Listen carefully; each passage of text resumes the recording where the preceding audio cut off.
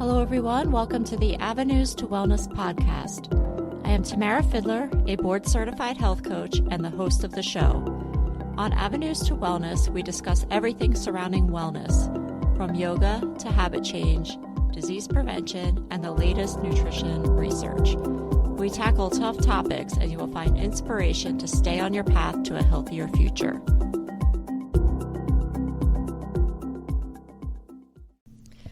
Welcome back, friends, and thank you for tuning in. In today's episode, I am going to talk about one of the biggest barriers we have to making a lasting change when it comes to our health.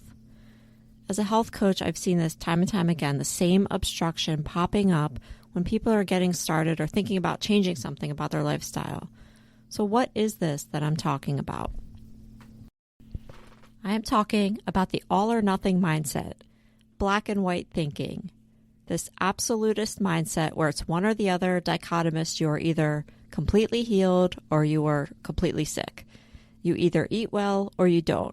There's nothing in between. You are 100% vegan or you are a carnivore. And the list goes on and on. I'm sure you can think of some other examples. So today we're going to look at why there's a better way of thinking when it comes to making changes to your health, and evaluate whether embracing the gray area may serve you more effectively than the black and white thinking. It turns out there's some research related to this topic and health outcomes, and we'll see what the research reveals. I'll also be sharing some cues to alert you when you may be locked into that type of thinking and what you can do instead. So let's get started. What started my curiosity about this topic is my sister Jen. So my sister was diagnosed with early onset Parkinson's disease when she was in her early 50s. And this diagnosis only happened after several years of seeing multiple specialists, which resulted in misdiagnoses, a lot of unclear direction, and at times unnecessary and somewhat harmful medications. So she was finally accepted as a patient into the Mayo Clinic for treatment. Very fortunate to now be connected to a leading specialist in the country. At the Mayo Clinic, they have a robust and comprehensive and somewhat holistic approach to treating patients.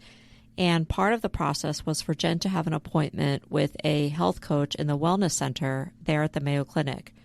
So having been through many futile attempts that anything she would do would alleviate or make her feel better in any way, she wasn't particularly moved to have an appointment with a health coach at this time. But as she told me the story, actually she told me several years after it happened, something really struck me about her first conversation there. She was asked by one of the health coaches, "What if you could feel 10% better? Would our conversation be useful to you then?" So they both knew that early onset Parkinson's diagnosis couldn't be reversed, but suddenly there was this gray area. It suddenly wasn't all or nothing. Suddenly there was a space where there hadn't been in terms of her healing. So suddenly feeling 10% better was an acceptable aim that could now be entertained despite her previous experiences. In my sister's example, of course, we're talking about the range of emotions and motivations someone may have after receiving a serious diagnosis. But the same mindset shift can actually be applied across the board to anyone desiring to make a change to healthier habits in any area, whether we wish to get better sleep or lose weight or start an exercise program, whatever it is. Do we limit ourselves by demanding that we change 100% or else? So this topic has been researched mostly in the mental health field, and having a vocabulary in linguistic markers of absolutist terms has shown to be linked to depression and anxiety.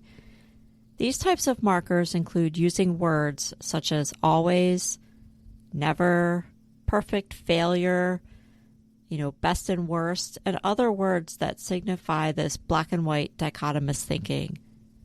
And all of the literature I looked at consistently showed this type of thinking to be destructive to our sense of self-efficacy and our motivation. And so I'm sharing this today because I believe this type of thinking really creeps in most notably when it comes to making changes to our health. As I mentioned earlier, I'm a health coach, so I've been talking to people about their health habits, and I do see this as a common barrier to making lasting change. It's not a stretch to see how some of this thinking can lead to something like an eating disorder where there's binging and purging, this all or nothing. But I see it creeping in less detectable ways. And here are some examples of thoughts you may have had or that you've noticed in other people. Like something like, oh, I had a candy bar after lunch. My healthy choices have been ruined now for the rest of the day.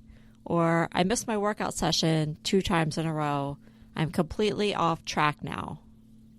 So I am suggesting that this destructive thinking pattern can be particularly detrimental to making healthy changes, and we could be robbing ourselves of the actual change we desire if we don't embrace the gray area and allow for more ambiguity.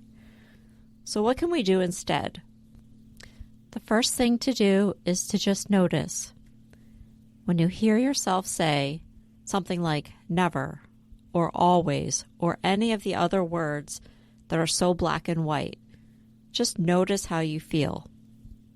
Notice how it closes off a whole spectrum of possibilities that may exist in that area of improvement between 0% and 100%. So there's a whole lot of space there to make improvements that are truly worthwhile. The next thing you could do is to take time to celebrate and acknowledge small victories, or what seems like a small success. For example, let's say your issue is not sleeping enough, and you know you should be sleeping maybe 2 more hours per night. And then you go and you drink less caffeine, you eat less sugar, you reduce your screen time leading up to the evening, and then you take all of these steps and you get into a rhythm of sleeping roughly maybe 30 minutes more per night. It's not 2 hours, but it's 30 minutes. So what do you tell yourself about that? Do you tell yourself that you still haven't met your goal and that you aren't sleeping enough and 30 minutes really doesn't help at all? But the actual truth is that if you are sleep deprived, an extra 30 minutes helps. You are healthier and it will have a positive impact on your life. It's not the 2 hours more of sleep that you had in mind, but it's still 30 minutes more and it's going in the right direction and it does actually make a difference. So celebrate and acknowledge when you're moving in the right direction. The last action I'm going to share in terms of embracing gray area when it comes to making health change is really more of a reminder. Talk to yourself like you would a friend of yours. I mean, if your friend was sick and she said, I don't feel 100% better, but I feel a little bit better, maybe 10%, you wouldn't tell her, oh, what's the point? You should feel 100% better or else it doesn't matter.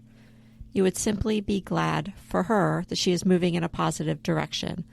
So this is just a reminder to also treat yourself that way. So this was episode 3 of Avenues to Wellness podcast.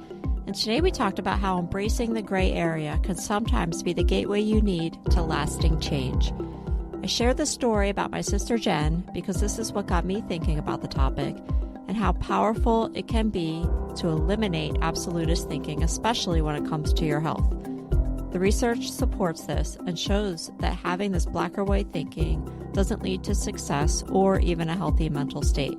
Thank you so much, listeners, for tuning in. Please follow my Instagram at tamarafidler.avenue to stay up to date on episode releases. Thanks again and have a great weekend.